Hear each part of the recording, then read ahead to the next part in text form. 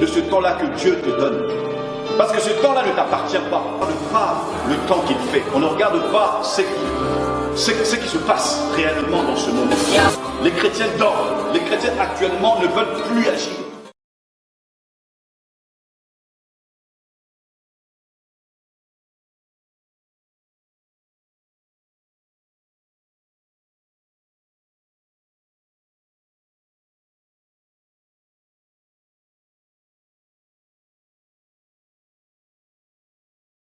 Et notre partage de ce matin entre ses mains en lui demandant qu'il soit celui qui va encore nous instruire ce matin dans ce que nous allons partager ce matin encore en ce qui concerne l'année 2026. Élevons nos voix, prions, recommandons ces instants au Seigneur. Alléluia. Tendre Père Jésus, ce matin nous voulons encore parler autour de cette année 2026 pour clore avec ce que tu nous avais donné. Seigneur, personne ne peut nous conduire dans toute la vérité comme toi. Raison pour laquelle tu as disposé de ton esprit pour faire l'affaire à nos côtés. Car nous sommes ignorants chaque jour qui passe. Mais c'est ton esprit qui nous rend sages. C'est ton esprit qui nous donne la connaissance qu'il faut. Maintenant, le temps est venu pour nous d'être instruits. Seigneur, enlève les bouchons d'oreilles spirituels. Éloigne de nous la distraction. Éloigne de nous le sommeil, la lourdeur. Seigneur, que toute attitude anti-parole de Jésus ce matin soit vaincue par l'atmosphère de ton esprit dans le nom puissant de Jésus. Que toute arme forgée contre nous soit nulle et sans effet dans le nom puissant de Jésus. Que l'esprit de la prophétie soit notre partage. Que l'esprit de la révélation nous accompagne. Que, Seigneur, le Saint-Esprit ouvre notre intelligence pour que nous soyons capables, Dieu, de sonder les Écritures ce matin à la gloire de ton nom. Seigneur, entre tes mains, nous recommandons nos cœurs, qu'ils soient des terres fertiles où cette parole sera sémée et produira des fruits dignes. Dans toi, tu as besoin, Jésus. Merci. Alléluia. Amen. Nous acclamons pour le Seigneur notre Dieu, lui qui est fidèle, lui qui est digne. Il est Seigneur, il est merveilleux. Merci Jésus. Voilà, comme je venais de le dire, ce matin, nous allons achever avec la troisième partie sur 2026. On va l'achever aujourd'hui. Aujourd'hui, on va l'achever. Alors, nous rappelons que ces choses que nous sommes en train de partager sur 2026, nous l'avons reçu en février 2023.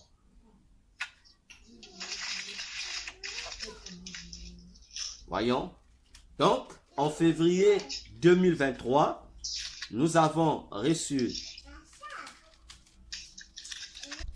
février 2023, disais-je, nous avons reçu l'opportunité du Seigneur d'avoir le plan de 2024, 2025 et 2026.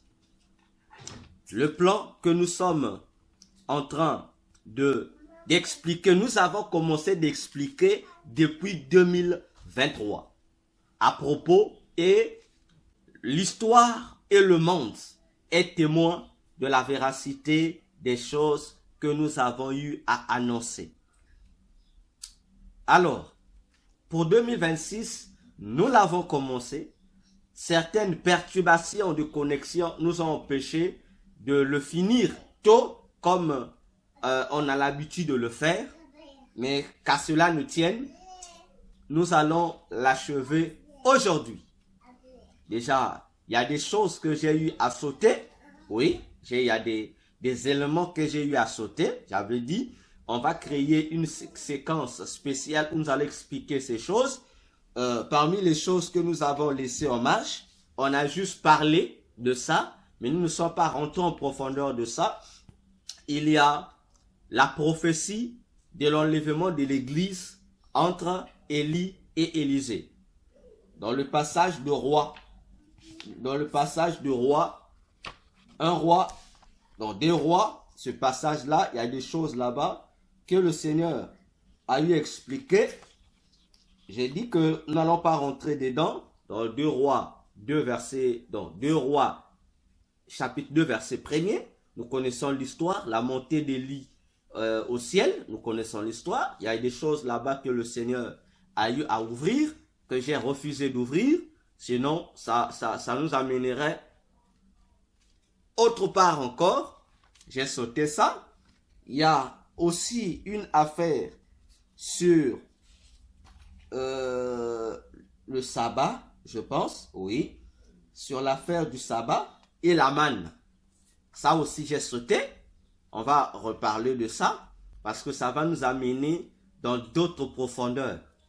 Mais je voudrais que nous gardons l'esprit de 2026 et on y reviendra sur les points que nous avons laissés en marche. Il y a encore des choses là-bas à découvrir. Voilà. Donc, ce matin, nous abordons la partie 3. Oui, c'est comme ça que je l'ai classifié. La partie 3 sur 2026, que j'ai personnellement intitulé 2026 au ciel. Voilà, c'est moi qui intitule ça comme ça. 2026 au ciel. Et nous allons lire un verset de la Bible. Le verset donné par le Seigneur lui-même. J'ai dit, je serai dans 2026 ici, je serai brut. Voilà, je vais rester brut comme ça. On va prendre Matthieu 10, versets 26 à 28. Matthieu 10, versets 26 à 28. J'espère que nous avons nos Bibles. Il faut avoir nos Bibles en main. Lorsque nous lisons les Écritures, vérifiez aussi avec vos propres Bibles. Ça fait du bien. Voilà, je vais prendre ma version Martin. Il est dit ceci, nous rappelons que c'est Jésus qui parle. Matthieu 10, 26 à 28. Jésus dit, « Ne les craignez donc point. Or, il n'y a rien de caché qui ne se découvre, ni rien de secret qui ne vienne à être connu. Ce que je vous dis dans les ténèbres, dites-le dans la lumière. Et ce que je vous dis à l'oreille, prêchez-le sur les maisons. Et ne craignez point ceux qui tuent le corps et qui ne peuvent point tuer l'âme. Mais plutôt, craignez celui qui peut perdre et l'âme et le corps en les jetant dans la géhenne ou la guéhenne. Parole de Jésus. Cette phrase ou ce verset biblique a été donné par le Seigneur, comme vous l'avez constaté, c'est pour faire comprendre la suite de ce qu'il voulait donner ici, que nous allons ensemble comprendre. Voyons-nous. Donc, il est dit, ce que moi, Jésus, je vous dis dans les ténèbres. Lorsqu'il parle des ténèbres ici, les gens qui ont des gros yeux, malgré le gros yeux, mais ils ne voient rien, ils ont pensé que Jésus aussi et Satan étaient des cousins. Pour eux, Jésus et Satan étaient des cousins. Parce que lorsqu'ils voient partout on parle des ténèbres, ils font toujours allusion au monde des ténèbres, alors que ce n'est pas le cas. Les ténèbres est un mot. Hein? Les ténèbres. Bon, c'est féminin, la ténèbre, on dit la ténèbre. Voyez, c'est un mot qui existe, qui veut simplement exprimer un état obscur, oui, mais un état obscur représente aussi un endroit privé. Voyez-vous, un endroit secret. Voilà, donc, dans le langage figuré, ça représente aussi ça. Donc, lorsque Jésus dit, ce que je vous ai dit dans les ténèbres, il veut parler dans des endroits privés, c'est-à-dire de manière personnelle. C'est pourquoi il va reformuler la même phrase dans le verset 27, où il va dire ce que je vous ai dit à l'oreille. Donc ce qu'on dit à l'oreille est privé. C'est secret. C'est personnel. Il dit ça, vous révélez ça au jour, c'est-à-dire au grand public. Il dit prêchez ça sur les maisons, c'est-à-dire sur les toits des maisons. Donc tu te mets sur le toit d'une maison et tu commences à révéler à tout le monde ce que Jésus t'a dit, ou t'avait dit, ou continue de te dire. Voyons-nous? Donc c'est l'objectif de ce passage biblique qui nous amène à comprendre ce que Jésus veut. Nous devons dire au monde. Et il a dit, il n'y a rien de caché, tu resteras éternellement caché. Donc tout ce qui est caché, que ça soit en bien, que ça soit en mal, doit être exposé. Voilà. Mais ce qui est bien, au départ, au verset 26, il commence par une phrase et il termine par la même phrase. Au verset 28, il commence par « Ne les craignez donc point ». Donc, il nous met déjà en garde dans cette affaire. Pendant que vous allez révéler les choses cachées, en bien comme en mal, il vous dit, il y a des gens qui vont apparaître pour vous intimider, jusqu'à vous tuer. Mais Jésus dit que ça soit leurs intimidations. Il dit, s'ils viennent intimider, ne les craignez pas. S'ils vous tuent, ne les craignez pas non plus. Ils vont seulement tuer votre corps, mais ils ne pourront pas tuer votre âme. Donc, on a les deux solutions. Si on nous intimide pour nous empêcher de révéler les secrets des choses cachées, on ne doit pas avoir peur. Si on nous tue, Jésus dit, acceptez la mort. Ils vont seulement tuer votre corps, mais ils ne vont pas tuer votre âme. Ils ne pourront pas. Voilà. C'est pourquoi j'ai toujours été contre les serviteurs de Dieu qui disent que toute vérité n'est pas bonne à dire. En tout cas, ça c'est un slogan satanique par essence. Parce que vous serez d'accord avec moi. De Genèse à Apocalypse, on nous demande de dire la vérité. Il n'y a aucun endroit où on a dit il faut dire des demi-vérités. Ça n'existe pas. Jésus n'a jamais dit qu'il était une demi-vérité. Il dit je suis la vérité. Il a dit la parole que je vous annonce, c'est la vérité. Voyons-nous. Mais comment en rentrant dans les églises aujourd'hui, on a maintenant des logiques. Des logiques sataniques maquillées sous des beaux noms. Éthique pastorale. Bon, j'ai toujours dit, je ne sais pas quel rapport l'éthique pastorale a à voir avec la parole de Jésus. Je ne sais pas. Je ne sais pas. Parce que si l'éthique pastorale commence à combattre la parole de Jésus, il y a un problème. L'éthique pastorale, règle de conduite pour les pasteurs, entre guillemets, mais doit obéir au principe de la parole de Dieu. Pourquoi aujourd'hui dire la vérité commence à choquer les gens? Il y a un souci? Non. Nous sommes en tant que chrétiens. D'abord, on est appelé à dire toute la vérité, même si cette vérité va te créer des ennemis. Jésus dit, il faut dire la vérité. Parce que vous connaîtrez la vérité et la vérité vous rendra libre. Bon, maintenant, si c'est la vérité qui doit affranchir, mais que les hommes de Dieu ne veulent plus présenter cette vérité dans sa totalité, ça veut dire qu'ils deviennent des ennemis de Jésus. Ils empêchent l'affranchissement. Voilà. Donc, c'est sérieux. On est en 2026. On va encore dire des vérités profondes. D'ailleurs, j'ai toujours dit, moi je veux pouvoir mourir tôt. Pas moins que le Seigneur m'accorde une longévité, mais je veux mourir pour moi tôt. Je veux mourir tôt. Voilà. Parce qu'il faut dire la vérité. Partout, il faut le dire. Il faut dire la vérité. Voilà. Donc, ce passage est déjà une alarme pour tous les chrétiens du monde entier. Pour dire, arrêtons avec les systèmes que nous sommes conçus pour ne pas présenter la vérité de Jésus. Romains 1, 18 a dit, la colère de Dieu s'abat sur toutes les personnes qui kidnappent la vérité de Dieu. Toutes les personnes qui ne veulent plus dire la vérité de Dieu sous prétexte de X, Y. Ah non, il faut être sage, mon frère, ma soeur.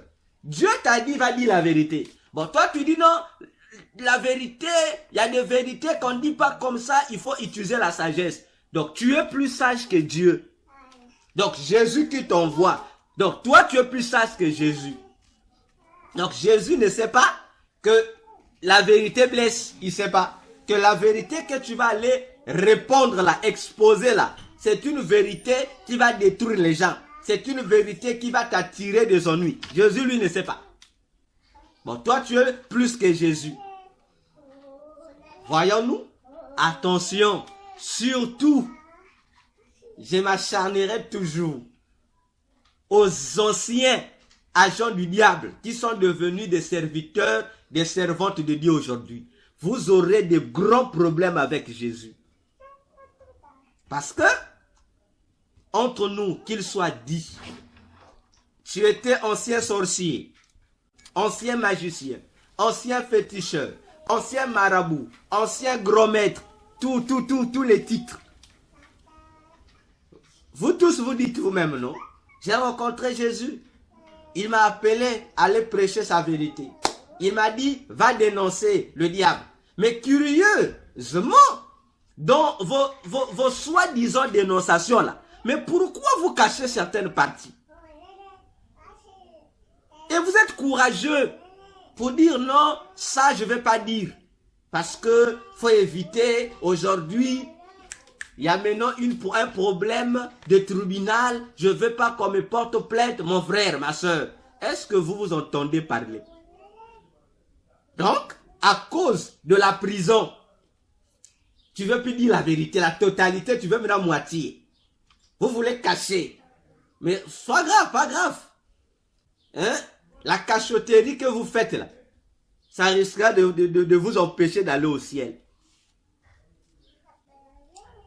Vous citez le nom du pape, non? Ah, le pape est un sorcier. Là, vous citez. Mais en dehors du pape, qui est le papa des sorciers du monde. Mais il y a des pasteurs sorciers dans les églises. Pourquoi vous ne citez pas leur nom? Ah non, je ne vais pas citer le nom d'homme de Dieu, je ne veux pas avoir de problème. Si tu ne veux pas avoir de problème, nous sommes en 2026. Je répète, si toi, homme de Dieu, tu ne veux pas avoir de problème, arrête d'être chrétien, redeviens païen. Tu n'auras pas de problème. Mais si tu continues à porter l'identité de chrétien, ça veut dire que tu aimes les problèmes.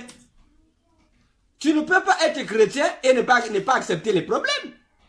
Ça, c'est incompatible avec le christianisme. Ah oui, nous sommes dans une guerre. Soit tu appartiens à Jésus, soit tu appartiens au démon. Il n'y a pas un juste milieu, il n'y a pas un corps au milieu. Donc si tu appartiens à Jésus, sache-le que Satan va te créer des problèmes. Et parmi les problèmes qu'on va te créer, la prison fait partie. Mais avant la prison, il y a d'abord des chicottes que tu vas avoir. Et puis on te fout dans la prison. On va te chicoter.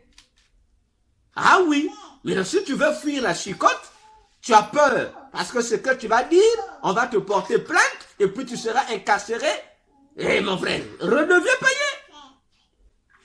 Redeviens pour toi païen. Parce que c'est à cause des serviteurs de Dieu comme vous qu'aujourd'hui, le christianisme est étouffé. Parce que vous nous faites du nombre inutile dans les églises. Soit vous êtes avec Jésus, la vérité, soit vous êtes avec les démons, le mensonge. Vous nous citez des noms des gens morts. Ah, je cite tel politicien, il était déjà mort. Donc vous commencez à créer des échappatoires. Vous citez les morts parce que tu sais qu'en parlant des morts, tu n'as pas les problèmes. Non. Il faut citer et les morts et les vivants. Le mort est déjà mort. Le plus dangereux, c'est le pasteur sorcier qui est encore dans l'église. Citez-nous leur nom. Ah, on était dans les réunions. Oh, dans les réunions où j'allais, dans le monde des ténèbres, je voyais des hommes de Dieu. Mais citez-les, ça fait des années, vous cachez tous les noms, pourquoi? Oh, les signes. Jésus a dit, vous reconnaîtrez un arbre par ses fruits. N'est-ce pas? Bon. Mais Jésus s'adressait à un peuple qui connaissait l'agriculture. N'est-ce pas? Maintenant, dis-moi, tu présentes à quelqu'un les fruits ou le fruit d'un arbre qui n'existe pas dans son pays. Imagine-toi, tu présentes à quelqu'un le fruit d'un arbre qui n'existe pas dans son pays. Il y a des arbres, hein? Bon. Maintenant, on va te poser la question. Bon, on prend l'exemple palpable. On suppose que tu viens me présenter un arbre. Bon, le fruit, tu dis c'est la figue. À moi le docteur, moi. Tu me dis ça c'est la figue. Voilà, tu apportes la figue, n'est-ce pas? Tu dis c'est la figue. Si je te dis mais la figue là c'est le fruit de quel arbre? Tu vas me dire du figuier. C'est ce que tu vas me dire.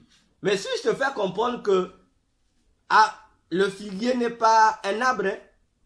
Il n'y a pas un dans le domaine on va appeler botanique, non, oui. Dans le domaine de la botanique, il n'y a pas un arbre qui s'appelle le figuier. Hein? Là, je vais dire comme ça, tu vas te fâcher. Tu vas dire, docteur, qu'est-ce que tu dis? Tu vas te fâcher. Mais moi, je te dis, va demander au botaniste, on va te dire, en matière des plantes, il n'y a pas une plante qui s'appelle la figue ou le figuier. Ça n'existe pas. Ça n'existe pas. Tu as dit, docteur, dans la Bible, on parle du figuier. Oui. Mais cet arbre n'existe pas. Lorsqu'on parle le figuier, ce n'est pas un arbre, mais c'est une espèce d'arbre. Qu'on appelle les figues ou les figuiers qui produisent des figues. La figue, ce n'est pas le fruit du figuier. Non.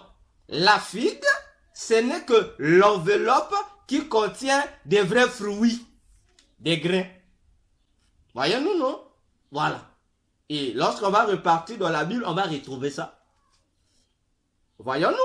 Donc déjà, pour faire comprendre que Jésus, lorsqu'il parle, on reconnaît un arbre par ses fruits, n'est-ce pas? Et les fruits sont les œuvres. Mais attention, hein? Attention.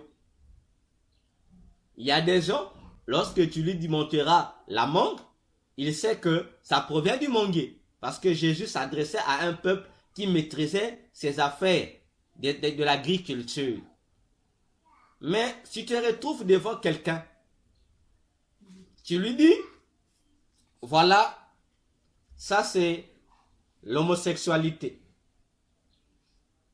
C'est rentrer dans l'église. Mais on va te poser la question, démontre-nous comment c'est rentré dans l'église. Là tu vas dire, non, il y a des frères et des sœurs qui sont homosexuels. Oh, mais tu dis rien. Là tu as présenté le fruit, mais on veut voir l'arbre. Il n'y a pas de fruit sans arbre, n'est-ce pas? Donc, si on reconnaît un arbre par ses fruits, donc on reconnaît aussi un fruit par son arbre. Bon, maintenant, pourquoi vous aimez seulement citer les œuvres? Jésus ne s'est pas seulement limité à citer les œuvres. Il a cité les noms. Frère, à l'époque, lorsque Jésus dit, vous pharisiens, mais c'était un nom qui identifiait un groupe de personnes qui étaient illustres à l'époque. Donc, lorsque je dis vous les pharisiens, il identifie non seulement les œuvres, parce qu'il va citer leurs œuvres. Vous faites ceci, mais avant de citer les œuvres, il identifie l'arbre. Il dit vous les pharisiens. Et il cite les œuvres. C'est pourquoi je dis, vous les reconnaîtrez à leurs fruits. Et Jésus ne s'est pas limité là. Il dit, tel arbre ne peut pas produire tel fruit. N'est-ce pas? Donc Jésus a parlé, présenté l'arbre et les fruits. Bon, vous dites non, nous aussi c'est moi les œuvres. Frère, mais Paul a dit à Timothée, il y a les péchés de certaines personnes là. Ce sont des pécheurs, ils sont dans l'église. Mais leurs péchés sont cachés. Paul a dit ça à Timothée. Donc, on a deux types de personnes en matière de péché. Il y a des gens qui sont pécheurs, connus, parce qu'ils ne se cachent pas. Mais il y a des pécheurs, ils se cachent. Et c'est le pécheur qui se cache qui est plus dangereux que le pécheur qui s'expose. Attention. Donc, arrêtez avec ce genre de théories mensongères. Dites-nous, tel pasteur est sorcier. Vous étiez dans les réunions. Présentez-les. Parce que pendant que vous les cachez, les mêmes pasteurs, ils ont des églises dans le monde entier. Mais ces églises-là sont consacrées à Satan. Et ils initient aussi les gens. Et vous êtes là, vous voyez. Ah, je vais pas avoir de problème. Mais si tu veux pas avoir de problème, quitte le christianisme. On n'a pas besoin de toi dans le christianisme. Quitte pour toi. Va créer ta propre église qui ne va pas appartenir à Jésus. Où tu pourras faire n'importe quoi. Les gens meurent. Les satanistes sont en train de coloser les églises. Vous voyez. Et ce qui m'énerve encore, vous, toujours les ex-sorciers, ex-satanistes, là, vous devenez aujourd'hui des messagers de Jésus sans frontières. Ah oui. Vous allez même aujourd'hui prêcher dans ces églises du diable. Sous prétexte, non, peu importe la dénomination, moi je vais annoncer juste mon frère, tu es un menteur, tu es un voleur. Tu es un voleur. Ah oui, tu es un voleur. Paul a dit que quel rapport y a-t-il entre le temple de Dieu et le temple des idoles? Quel rapport y a-t-il entre Bélial et Christ? Il n'y a pas de rapport. Vous savez les églises où vous allez prêcher. Toi, ex-sorcier, on t'invite à aller prêcher chez les catholiques. Tu vas prêcher. Sous prétexte, moi j'annonce, tu es un menteur, tu es un voleur. Tu es un voleur, tu es un escroc, comme on dit chez nous au Congo. Tu es un escroc. Bon, dites-moi d'abord. Tu vas prêcher dans une église, tu sais toi-même, soi-disant, tu étais sorcier. Tu sais que l'église là ne prie pas Jésus. Mais tu vas aller évangéliser Jésus qu'elle a fait. Et lorsque vous arrivez toujours dans ces églises-là, comme c'est le culte de la personnalité aujourd'hui, tu arrives dans une église, la première phrase, non, votre pasteur c'est un homme de Dieu. Et même le pasteur qui est dans le fond là, vous savez, vous dites qu'il est un homme de Dieu. Bon, vous amenez les chrétiens où? Vous amenez l'église où? Vous êtes sûr? Non, vous êtes sûr, les apôtres de Jésus, si on les réveillait aujourd'hui, vous êtes sûr que Paul ira prêcher dans l'église catholique? Vous êtes sûr? Donc Paul rentre dans la messe. Il rentre dans la messe. Il se met devant l'altar et il va prêcher. Vous êtes sûr? Ah, mes frères. Vous êtes sûr? Paul va prêcher.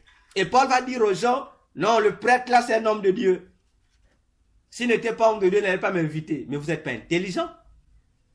Vous n'êtes pas intelligent. Excusez-moi, mais vous n'êtes pas intelligent. Le diable peut se servir d'un homme de Dieu pour ses intérêts.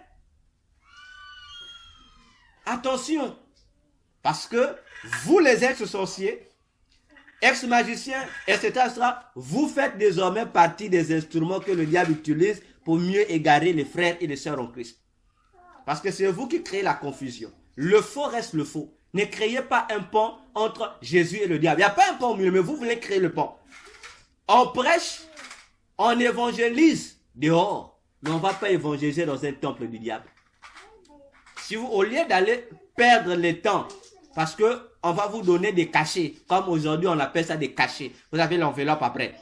Mais quand vous cherchez les endroits où Satan domine, vous allez aller prêcher dans un temple du diable. C'est pas sérieux. Allez plutôt prêcher dans des endroits où Satan met les pièges. Allez-y dans une boîte de nuit, allez prêcher là-bas. Là, on va vous acclamer. Allez prêcher dans les bars. Vous n'allez pas prêcher dans les bars. Ah non, vous voyez même, il y a un paradoxe. Vous dites que être boîte de nuit, non, c'est le fief des démons. Et vous interdisez même les gens d'y aller dans ces endroits-là, dans les boîtes de nuit, dans les bars. Vous interdisez. Bon, attendez. Donc, là, vous refusez à quelqu'un d'aller dans une agence, n'est-ce pas? Mais vous-même, vous allez au siège de l'agence. Il y a un souci. Il y a un souci. Voyez-vous? Répondez-vous. Jésus est déjà à la porte. Ça, c'est l'escroquerie spirituelle, ça. Non, c'est l'escroquerie spirituelle. Nous, on va continuer à dénoncer et on va continuer à citer le nom. Maintenant, pour ceux qui ont commencé à me faire des menaces, en décembre, je vais encore continuer. J'ai pas peur de la prison. Paul a dit, la mort c'est un salaire. Si vous me tuez tôt, vous allez m'aider à aller déjà au ciel tôt. Vous allez m'aider. Donc nous allons citer les noms. On va compter à citer les noms. Fâchez-vous, portez-nous plainte. Nous on va compter à citer les noms. Voilà, on va citer les noms. Il faut que le peuple de Dieu sache que X, il est faux. Il est faux comment? On explique. C'est un homosexuel. Il a pactisé. On va le dire, on va continuer à le dire. Pour que les chrétiens sauront que là-bas, je ne peux pas mettre pied. Ah oui. Parce que les satanistes dans les églises ne prêchent pas seulement le faux évangile. Il y a des satanistes qui te prêchent le vrai évangile. Il est conforme à l'écriture. Il ne te prêche pas des bêtises, pas d'hérésie. Il prêche, toi-même tu dis oui, c'est la Bible. Mais c'est un sataniste. Il te laisse aucun soupçon de le suspecter que c'est sataniste. Donc, il est que sataniste la nuit. Mais la journée, il est un saint. Il n'a aucun... Donc, il est irréprochable dans sa conduite. Dans sa prédication aussi. Mais c'est un sataniste. Tout fait. Bon, vous ne voulez pas citer les noms. Oh, tant pis pour vous, hypocrite. Continuons. Continuons.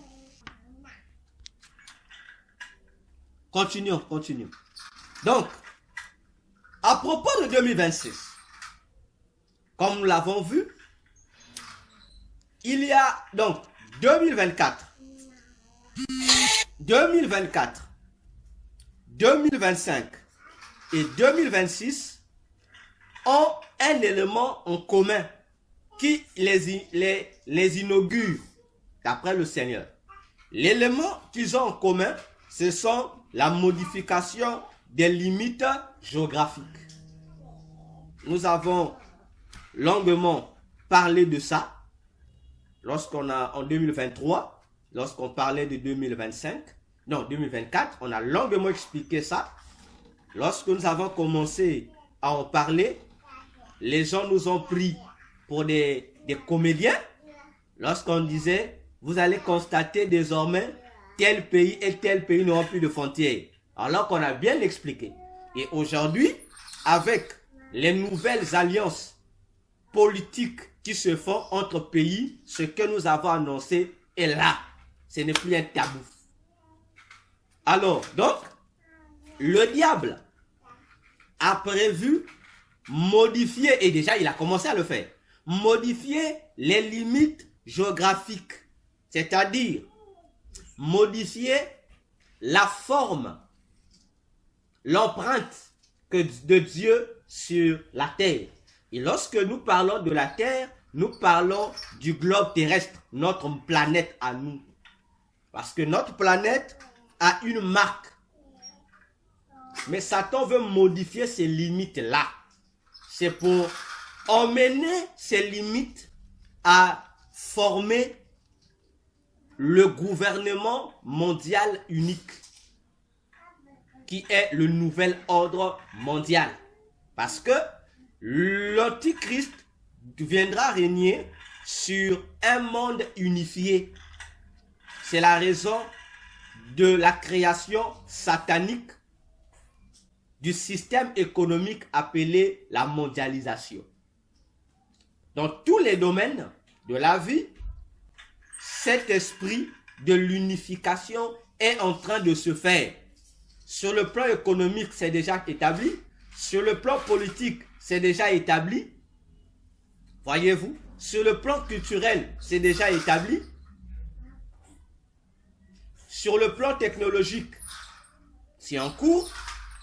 Voyez-vous donc, les autres domaines vont devenir un. Voilà pourquoi, lorsque les Africains militent pour les États-Unis d'Afrique, moi je ris souvent. Je ris parce que physiquement, on nous fait croire que ça sera pour l'avantage de l'Afrique. Mais ce que les gens oublient, la vérité, c'est que ce n'est pas pour l'avantage de l'Afrique. C'est pour l'avantage des démons, parce que lorsque l'Afrique sera unie, il faut que ça soit uni. Et après, à partir de l'unité de chaque continent, c'est là que viendra une nouvelle unité. Le monde ne sera qu'un seul pays. Donc, ce sont des plans. Et dans ces plans de l'unification, Dieu n'est pas dedans. Dieu n'est pas dedans. Ah oui, Dieu n'est pas dedans. Donc, tout ce que les soi-disant révolutionnaires font, ils sont en train de jouer leur partition. On vous parlera de l'homme du Burkina Faso. On vous parlera de l'homme du Mali, etc., etc. Mais la seule chose que les Africains ignorent, qui aiment mettre foi à ce que les médias racontent, au lieu de mettre foi à ce que la Bible dit, eux ils préfèrent refuser la Bible pour mettre foi à ce que les médias racontent. La chose qu'ils oublient, c'est que tous ces leaders-là qui militent pour l'unité de l'Afrique, mais ils ont un chef qui les dirige. C'est la Russie. Ça n'a pas commencé aujourd'hui. Pourquoi tout ce monde sont sous Poutine, tous ces présidents-là? Même le fameux capitaine Ibrahim, qu'est-ce qu'il fait sous Poutine? Il paraît que lui, il veut faire développer l'Afrique rien qu'avec tout ce qui est africain. Mais qu'est-ce que Poutine vient faire dans la partie? Voyez comment on trompe les Africains. Vous prétendez ne plus avoir affaire avec les Blancs. Malheureusement, je ne sais pas si Poutine était un Africain. Je ne sais pas. Non, je ne sais pas. Si Poutine ou la Russie, c'est aussi l'Afrique. En tout cas, je ne sais pas. Donc, on nous ment par des gros menteurs, des experts en mensonges, mais on a des yeux ouverts, on nous ment. On nous ment. Comme je l'ai toujours dit, même si ça énerve les panafricanistes, en tout cas, le capitaine Ibrahim Traoré n'est pas un modèle pour l'Afrique. Il n'est pas un modèle. Lorsque tu prends déjà le pouvoir par coup d'État, tu n'es pas un modèle. Tu n'es pas un modèle. Parce que l'Europe influence l'Afrique par les mêmes coups d'État. Bon, toi aussi, tu prends le pouvoir par coup d'État, sous prétexte que je vais remettre l'ordre. Bon, toi déjà, tu commences à remettre l'ordre en utilisant un désordre. Bon, pendant que toi, tu étais capitaine dans l'armée, là, tu étais au service du soi-disant leader que tu as chassé au pouvoir. Non, lui, il paraît que lui, il était un pion des Européens. Bon, toi, pourquoi tu exécutais les lois là? Parce que tu l'appelles le traître. Ah, il a détruit l'Afrique. Mais qui détruisait? C'est lui ou c'est toi? Non, soyons sérieux, s'il vous plaît, les Africains. Entre le président de la République et le soldat sur le terrain, qui tue les gens? Le président donne l'ordre. Toi, l'exécutant, tu es aussi coupable que ton président. Maintenant, si toi tu viens chasser le président, non, parce qu'il est criminel. Oh, mais c'est toi qui étais son arme, non? C'est toi qui allais tuer sur le terrain, non? Voyez? Le Malien aussi là-bas, il a pris comment le pouvoir? Coup d'État. Ah, on prend le coup d'État, on va remettre le pouvoir du peuple. Mais depuis que vous êtes là, je l'avais dit, personne ne va remettre le pouvoir au peuple. Voyez comment, comme on dit, un voleur volé. Donc un voleur qui convoitait le poste du président voleur, il a chassé l'autre et lui le grand voleur il vient. Et on l'acclame. Ah, l'homme, le vrai homme d'habitant de l'Afrique. Mais l'Afrique ne va jamais évoluer, ne va jamais se développer avec les mêmes mentalités sorcières. En place, donc, il y a toujours des mauvais gars qui nous dirigent. C'est toujours eux qui nous dirigent. Et les mauvais gars qui prétendent être des héros.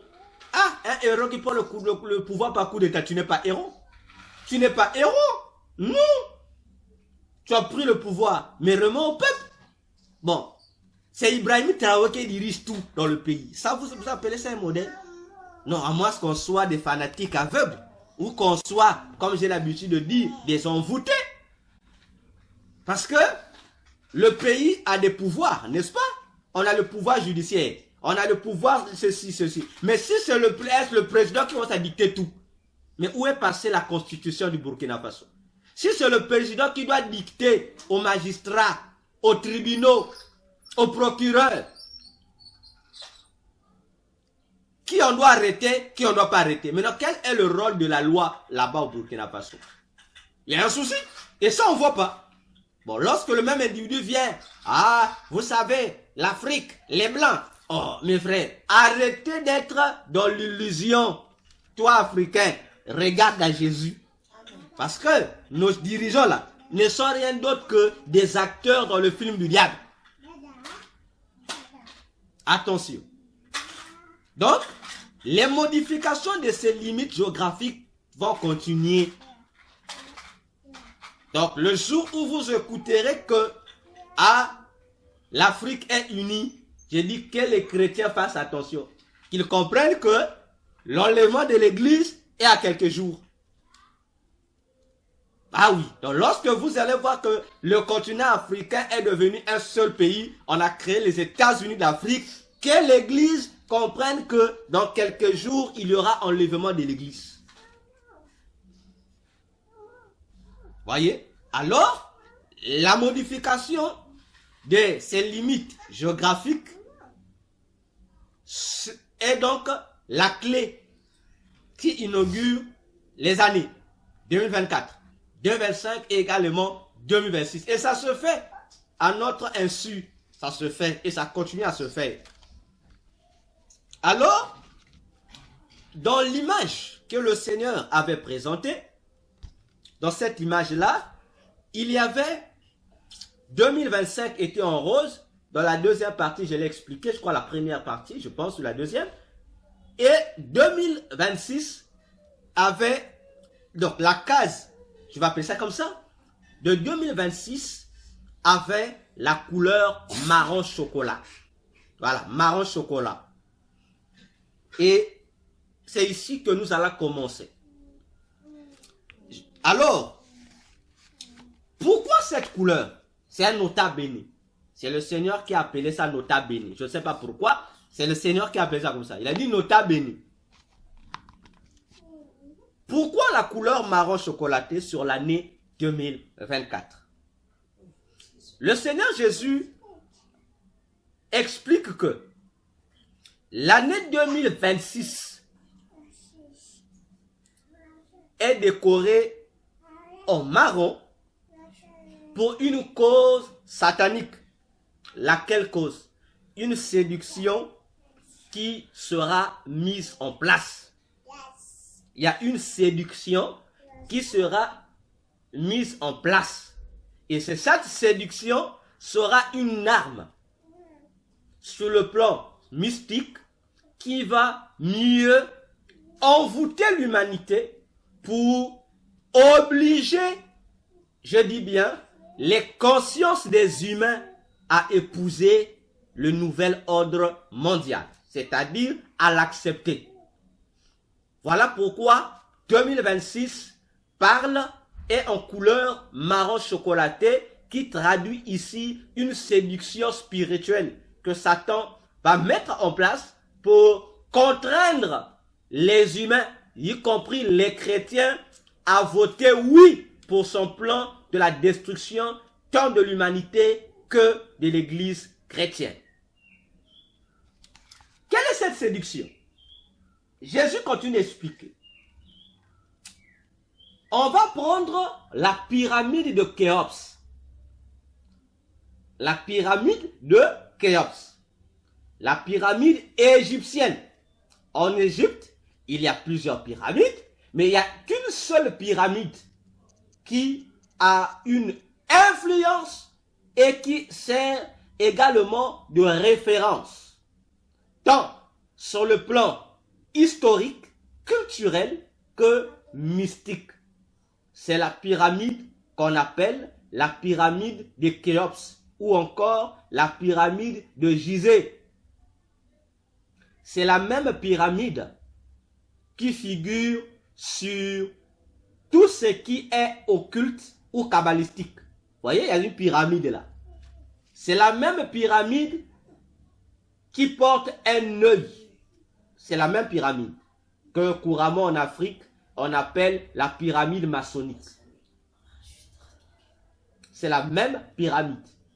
Et j'ai dit, l'œil qui est sur la pyramide n'est pas l'œil du diable. Parce que lorsque vous suivez certains documentaires, soi-disant des chercheurs de vérité spirituelle, qui est répandu sur les réseaux sociaux aujourd'hui, ils vous disent l'œil c'est l'œil de Lucifer. C'est pas l'œil de Lucifer. L'œil là appartient à Belzéboul.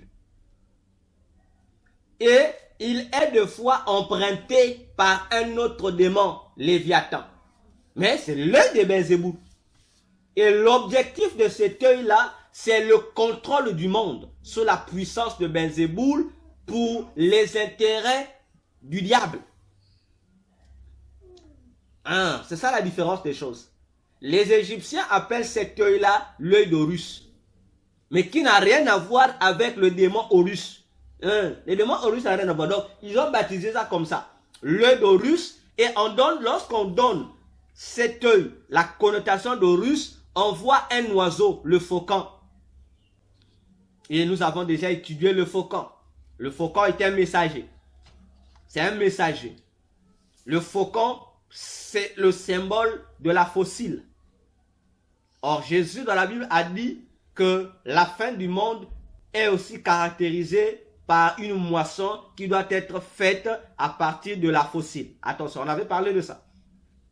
Je crois en 2024, lorsqu'on a parlé de 2024, comme ça. Attention. Donc, en 2026, la séduction utilisée, on va dupliquer cette pyramide de Khéops. On va dupliquer la pyramide de Khéops. Parce que cette pyramide, dans le monde pandémonium, c'est l'emblème des 7 mondes sataniques. Je l'ai expliqué ici que le monde des démons, ils ont des milliards de mondes. Mais tous ces milliards de mondes sont répartis en 7 grands royaumes qu'on appelle les 7 royaumes sataniques. Voyez-vous? Et donc les 7 royaumes sataniques ont pour emblème la pyramide de Khéops. Cette pyramide dont nous sommes en train de parler.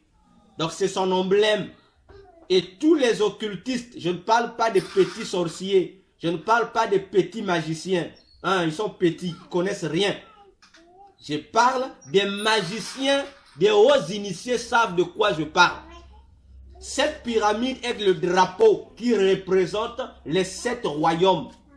C'est pourquoi il y a une doctrine satanique qui valorise la même pyramide dans les églises chrétiennes sous le terme les 7 âges de l'église. Si vous demandez à un occultiste sérieux, il va te faire comprendre que lorsque vous prêchez sur les soi-disant 7 âges de l'église, vous éloignez Dieu de votre église. Parce que la pyramide de Khéops est aussi les 7 âges de l'église. Et les 7 âges de l'église là n'ont rien à voir avec les mensonges que les soi-disant prophètes ont donnés aux gens dans les églises. Ah, l'heure de l'église est séparée en 7 périodes. C'est un mensonge. Parce que les 7 âges de l'église, c'est une autre appellation de la même pyramide maçonnique. Les 7 âges là, ce sont les 7 royaumes sataniques. C'est les 7 royaumes sataniques. C'est pourquoi, lorsque vous demandez aux musulmans de vous dire c'est quoi l'islam, il faut leur dire, lorsqu'ils disent que l'islam veut dire soumission, il faut leur poser, l'islam veut dire soumission où? Dans quelle langue? Il faut leur demander.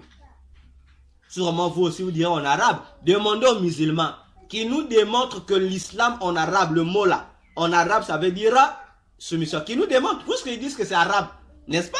Maintenant, moi, je leur lance un défi. Qu'ils me démontrent dans la langue arabe que l'islam signifie soumission. Qu'ils me le démontrent. C'est leur propre langue. Maintenant, moi, je dis qu'ils me démontrent. Parce que nous savons que, nous savons que la pyramide de Khéops a aussi un autre nom. Avant même que l'islam ne soit créé. Ça s'appelait islam.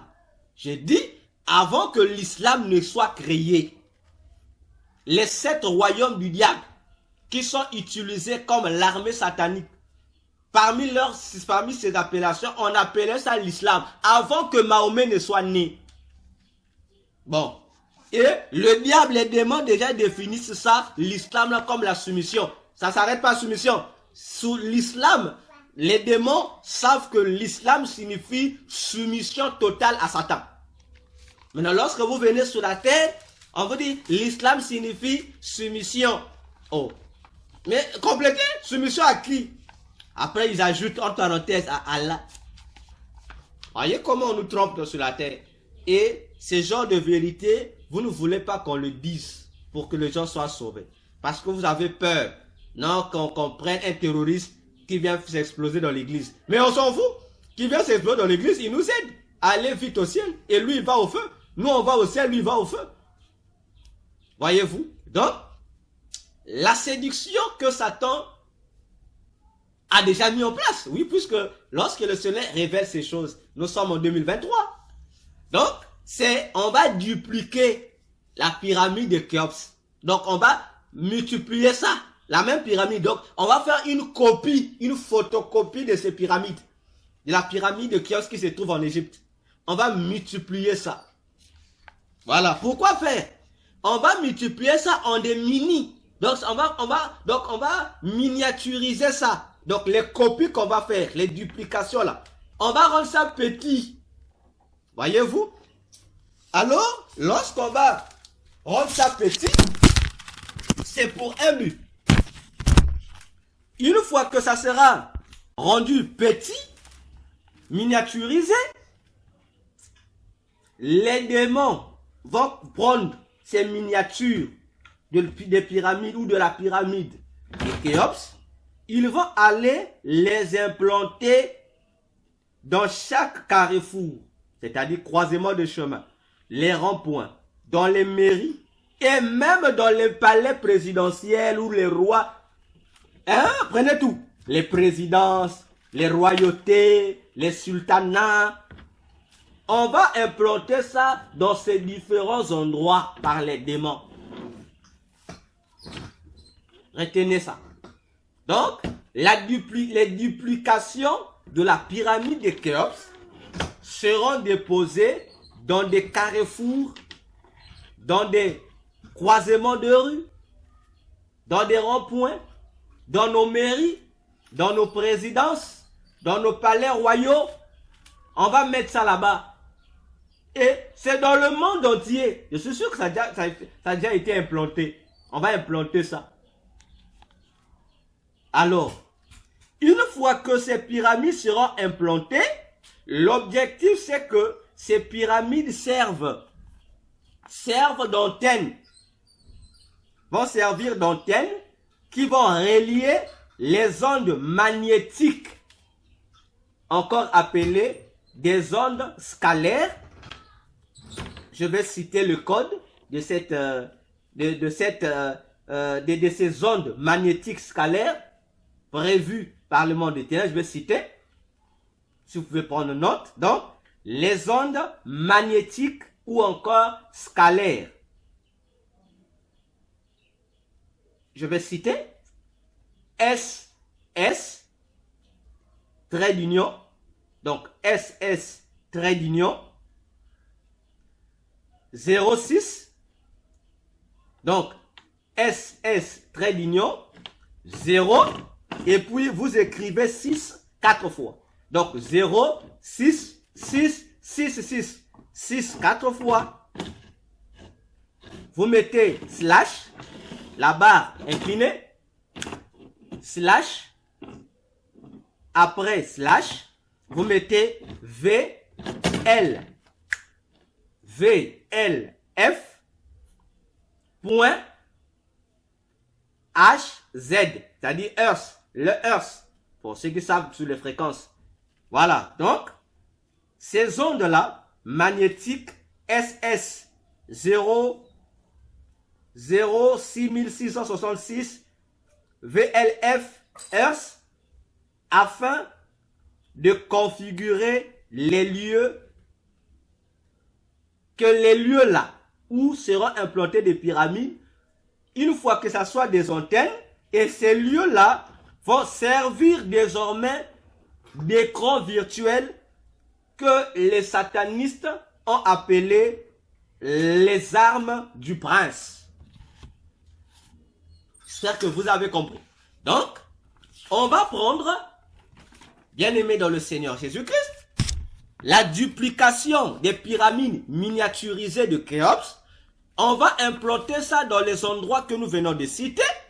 Ces pyramides seront des antennes. Donc ces pyramides vont émettre des fréquences, des ondes magnétiques ou scalaires que nous venons de voir.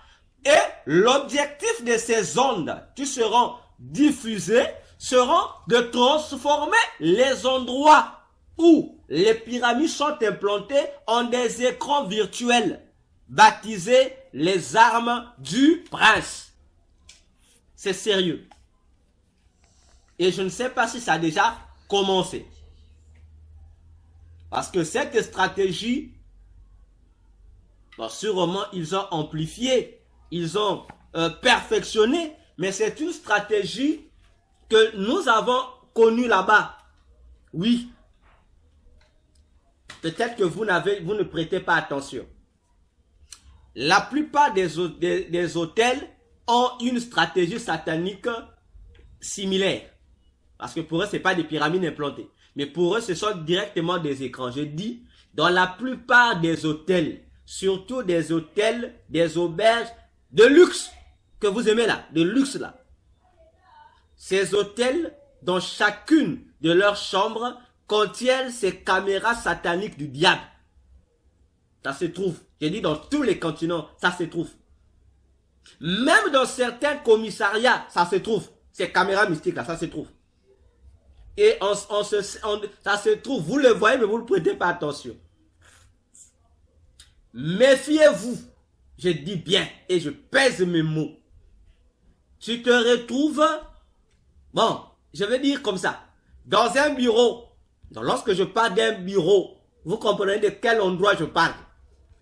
Tu te retrouves dans un bureau ou dans un lieu, commissariat, par exemple, gendarmerie, bon, dans un lieu des forces, on dit des forces publiques, ou encore dans une chambre d'hôtel. Lorsque tu constateras que il y a un miroir, que ça soit ce qui constitue le mur de ce domaine, ça soit en forme de glace, en forme de miroir, même si tu vois ton propre reflet ou pas. Toi, chrétien, écoute-moi bien.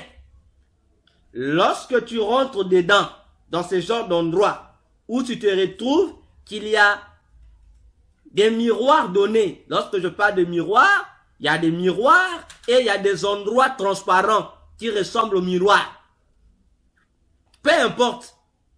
Mais tu te retrouves dans un endroit où il y a le mur que tu as joue la même fonction que le miroir.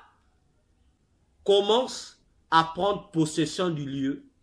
Commence à t'effacer dans le sang de Jésus. C'est-à-dire à demander au sang de Jésus de te couvrir ou au feu de Jésus de t'envelopper. Parce que, bon, je ne dis pas tous les miroirs, non.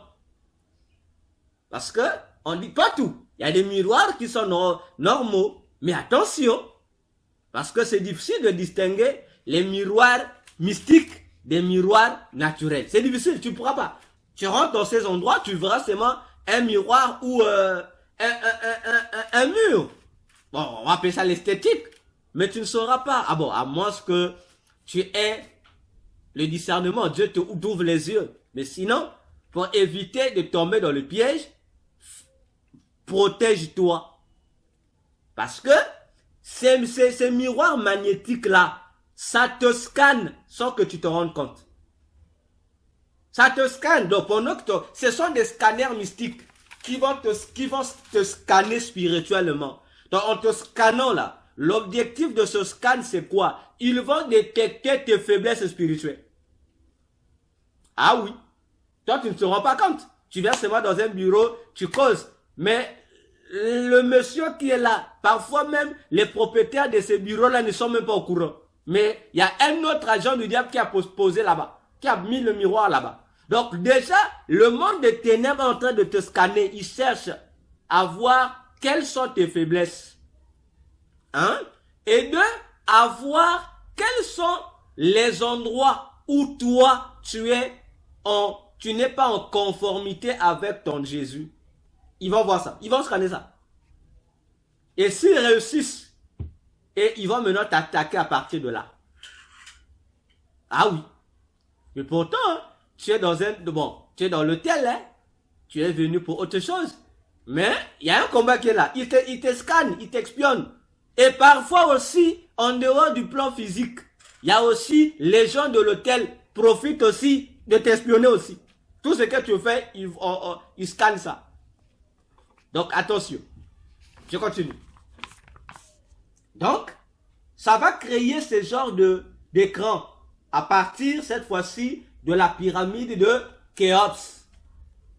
Ou bien, vous avez aujourd'hui des documenteurs, des agents du diable qui vous disent, voilà, les pyramides égyptiennes n'étaient pas des tombes. Frère, ça ce sont des agents du diable. Toute pyramide en Égypte est une tombe. Toute pyramide, je dis bien et je pèse mes mots, toute pyramide en Égypte est une tombe. De la même manière que nous on parle de tombes, des pierres tombales, en Égypte, les pyramides servent à enterrer des hauts initiés. Ah oui. Donc attention avec les marketeurs du diable qui viennent maintenant embrouiller les gens, distraire les gens. Attention, attention.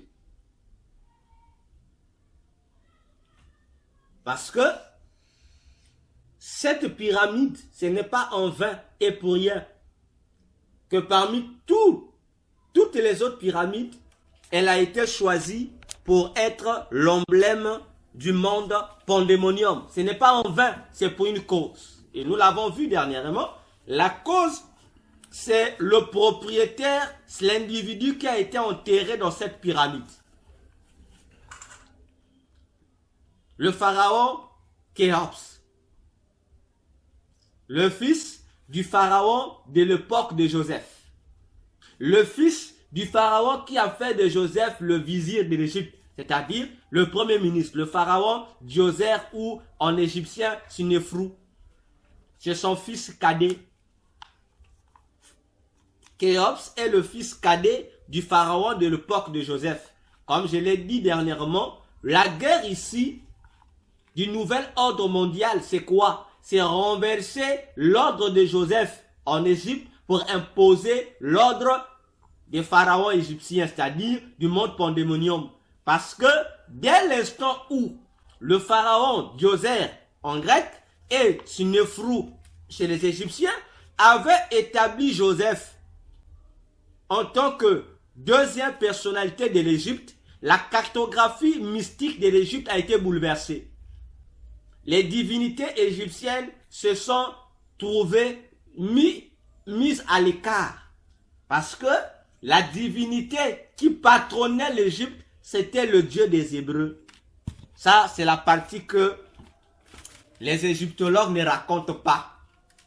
C'est la partie de l'histoire que les fameux religions des Noirs qui sont contre la Bible, les fameuses religions qui font la continuité des cultes égyptiens ne disent pas. C'est la partie où les soi-disant kamites ne racontent pas. Ah oui. Ah oui, ils ne racontent pas ça. Mais les occultistes savent. Lorsque Joseph est devenu premier ministre de l'Égypte, c'est-à-dire il était devenu le second pharaon de l'Égypte. Parce que c'est lui qui dirigeait désormais l'Égypte. Le pharaon Djoser lui avait laissé la gestion de l'Égypte. Et lorsque les Africains ont dit la Bible, vous parlez l'Égypte, la génialité de l'Égypte. Mais je suis désolé, la génialité de l'Égypte n'est pas le fruit des efforts des Égyptiens. Faux! C'est le fruit des efforts du Dieu de la Bible. C'est Joseph qui a rendu fait de l'Égypte que l'Égypte soit cette nation prospère qu'on valorise aujourd'hui. C'est pas le pharaon, c'est un mensonge. C'est Joseph, le Joseph de la Bible, un étranger qui a fait ça. Et ça, on ne veut pas raconter ça. Mais quand même, il le cite. Mais par ignorance, ils ne se rendent pas compte qu'il parle de Joseph. Ils vous parleront d'Imhotep. Ils vous parleront d'Imhotep. N'est-ce pas? Imhotep, le premier génie, il faut leur demander pourquoi ils ne vont pas interroger les sources égyptiennes pour leur identifier qui était Imhotep. Imhotep, Amenhotep, c'est la même personne, non? Maintenant, qui était-il? On les dessine avec, on crée des statuettes avec des traits africains. Oh. Mais en Égypte, les hiéroglyphes nous présentent les effigies. Ils n'avaient pas les traits africains. Ah non, ils n'avaient pas un épaté. Ça, c'est un mensonge. Mais demandez les hiéroglyphes. Qui était Amenhotep ou Imhotep? Il était qui? Mais les hiéroglyphes vous disent qu'il n'était pas égyptien. Qu'il était étranger. Il était hébreu. Ah, là, c'est énerve. On valorise Imhotep, mais on ne se rend pas compte qu'on valorise un hébreu, c'est-à-dire un pro-juif. Mais vous niez la Bible. Vous niez la Bible. Ah, Joseph n'a pas prié les yeux de Dieu égyptien. Joseph a continué à prier le Dieu de ses pères, le créateur des cieux et de la terre. Voyez-vous? Donc, lorsque vous parlez d'Imhotep, vous les nègres, les Africains, les nègres, comme disent les Blancs, parce que vous-même vous dites que vous êtes des nègres. Il y a une branche des panafricanistes qui disent non, les nègres, on l'accepte. Pas grave. Prenez tout, les nègres, les noirs, quoi encore, les Égyptiens, quoi encore, les Kamites, prenez pour vous tous les titres que vous voulez.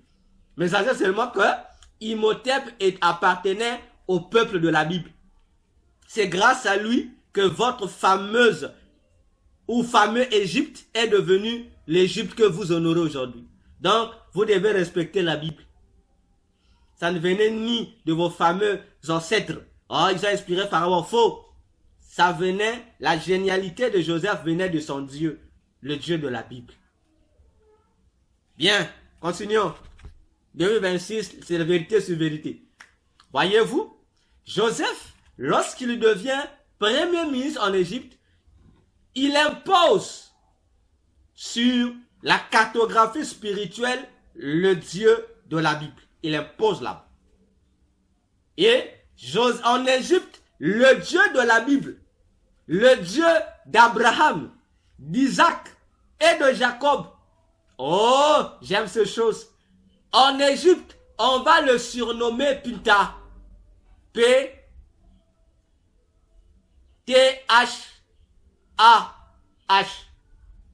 Pinta. Cherchez dans les Égyptiens. Pinta. On vous dira que Pinta est le Dieu créateur de l'Égypte. Mais posez les questions. Qui était Pinta? On va vous présenter la version créée par Khéops. Parce que lorsque le pharaon mourra, Joseph, Khéops prend le pouvoir. Et Khéops va démettre Joseph de ses fonctions. Alors, tout ce que Joseph avait eu à faire, Khéops va le convertir en Égyptien. Pinta, qui était le dieu des Hébreux en Égypte, va donc il va donner ce titre au dieu égyptien. Voilà comment l'histoire s'est passée. C'est lorsque vous honorez les dieux égyptiens, il faut poser qui est un Pinta. Pinta existait avant Khéops. Ah oui. Ah oui. Attention. Ah, c'est une longue histoire. J'avais promis, on fera toute une étude de Joseph en Égypte. Vous allez comprendre comment on nous ment sur le plan historique. On nous ment. Et pourquoi on nous ment? Parce qu'on ne veut pas que les gens découvrent que la Bible est vraie. Voilà, on nous ment. On veut cacher pour embrouiller la situation, alors que la Bible avait tout dit. Voyez-vous? Donc, Khéops est l'ennemi farouche de Joseph. C'est Khéops qui commence dans Exode. Exode, lorsqu'on dit que le roi qui donne l'ordre qu'on va tuer les premiers-nés. Mais c'est Khéops, c'est le roi là, c'est Khéops. Qui a dit, il faut les éliminer, il faut tout faire. C'est lui. C'est lui. Khéops, c'est lui. Donc la guerre entre Khéops et les Hébreux ont commencé à cause de Joseph. Donc lui, il a voulu renverser l'ordre divin que Joseph avait établi en Égypte. Et lui vient mettre un nouvel ordre. Et c'est le même principe que le diable continue à mener contre l'Église aujourd'hui. Il parle du nouvel ordre mondial. Voyez-vous?